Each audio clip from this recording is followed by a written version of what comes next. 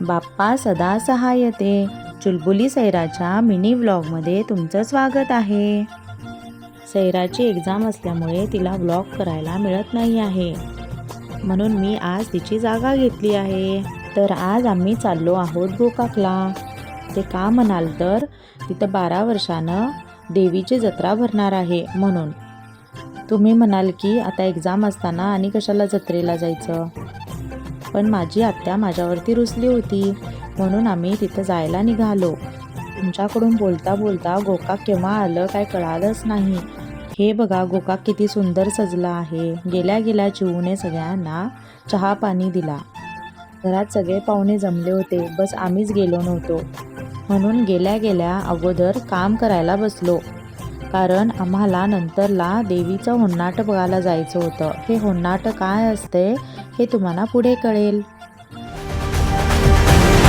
घाट घालू किती वाट पाहू किती लाट मायेची होऊ नये. कणा कणात तू मना मनात तू जीवाशी वात तू अंबे. भावा ऐकून भक्ताचा आई हाकेला धावू नये. ओढ साठली डोळ्यात मन भेटीला तू रहे. तुला पाहू किती गुण गाऊ किती, तुला पाहू किती गुण गाऊ किती. तुझ्या पायाशी आम्हा राहू दे आई जगदंबे.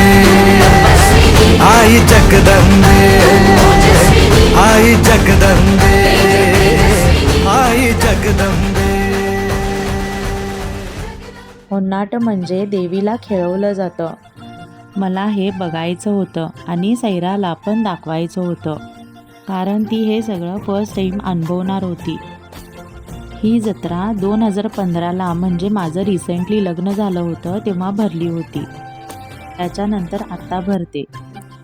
आता इथून पुढचे 3 दिवस देवीला पूर्णपणे भंडाऱ्यात खेळवलं जातं. ते पण सगळं अनुभवायचं होतं, पण सैराचे एक्झाम होते त्याच्यामुळे मला हे सगळं काही बघता आलं नाही. मला पण तिथं राहायचं होतं, भंडाऱ्यात नाहून जायचं होतं आणि सैराला पण नवीन नवीन अनुभव द्यायचे होते. पण तिला कसं समजावू, ती माझ्यावरच रुसून रडून रडून झोपून टाकली. मग मी तिला प्रॉमिस केलं की सॅटर्डेला आपण जाऊया आणि संडेला वापस येऊया म्हणून. प्रॉमिस केल्यामुळे मला सॅटर्डेला परत तिला घेऊन जावं लागलं. मग आम्ही परत गोकाकला निघालो. ती सारखं विचारत होती कधी जायचं, कधी सॅटर्डे येतोय आणि आपण कधी निघायचं म्हणून. आपली सगळी लोकं तिथं असल्यामुळे सैराचं मनच इकडं राहत नव्हतं. गाडीत खूप मज्जा मस्ती करत करत आम्ही गोकाकला निघालो होतो. चेतन पण हा नाही करत करत आमच्याबरोबर आज आला होता. तसं तर तो पाहुण्यामध्ये जास्त रुळत नाही, तरी पण आज माझ्या हट्टासाठी तो आला होता. परत एकदा ताजी ताजी जांभळं पण घेतलो. हे सरप्राईज होतं सगळ्यांना. आम्ही आलेलं बघून त्यांनी भरपूर खुश झाले. सगळी आपापली कामं करत होते. आमची सुच्ची बघा नुसतं कामच करत असते. मग संध्याकाळी आम्ही सगळेजण जत्रेत जायला निघालो. देवीचं दर्शन आणि ओटी भरायला सकाळी लवकर पहाटे जायचं म्हणून ठरवलं होतं, कारण आता जाणं म्हटलं की तिथं तारेवरची कसरत करून आल्यासारखं होतं, कारण भरपूरच रश होती. म्हणून आम्ही डायरेक्ट जत्रेला गेलो. इथं पण चिक्कार गर्दी होती. वाट काढत काढत येईपर्यंत आम्हाला बस झालं. सगळेजण इकडं तिकडं झाले होते. कोण कुठं गेलं काहीच समजत नव्हतं. रॉयलचा आणि चिवूचा हात तर मी सोडलोच नाही, कारण मलाच भीती वाटत होती तिथं एवढी रश बघून. मग सैराला आणि रॉयलला एरोप्लेनमध्ये बसवलं. रॉयलचे एक्सप्रेशन बघून मला तर वाटलं की तो खऱ्याच एरोप्लेनमध्ये बसलाय असं, कारण हसतच नव्हता तो. काय माहीत त्याला भीती वाटत होती वाटतं. मग बॉल काउंटिंग खेळायला गेली.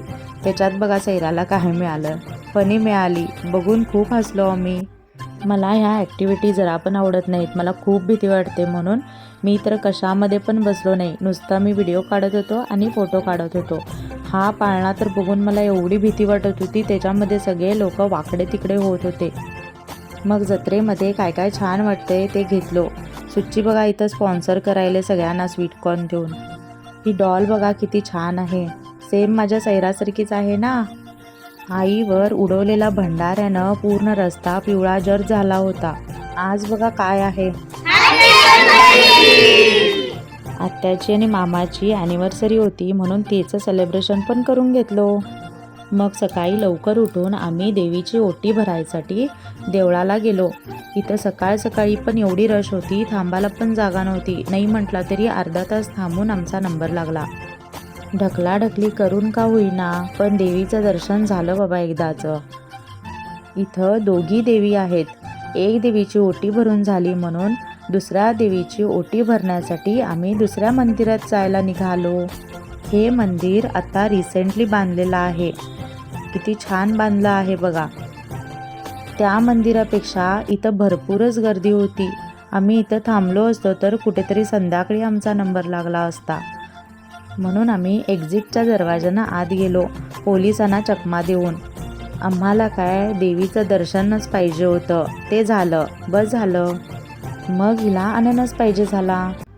मग चंदूदादांनी आम्हाला सगळ्यांना मिल्कशेक घेऊन दिला. मी पिस्ता आणि चिवूनं चॉकलेट घेतली. मग ते सगळं घेऊन आम्ही घरी यायला निघालो.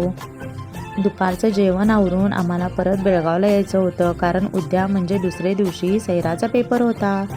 बस तर एक नावाला नव्हती. इतके गोते झाले आमचे. येताना जाताना आम्हाला काय वाटलं नाही, आम्ही कारनं गेलो. पण येताना एक बस पण रिकामी नव्हती. म्हणून घटप्रभाला जाऊन आम्ही ट्रेन पकडलो आणि ट्रेननं वापस आलो. हे घटप्रभाचं पूल तर भरूनच वाहत होतं बघा. किती सुंदर दिसत होतं बघा.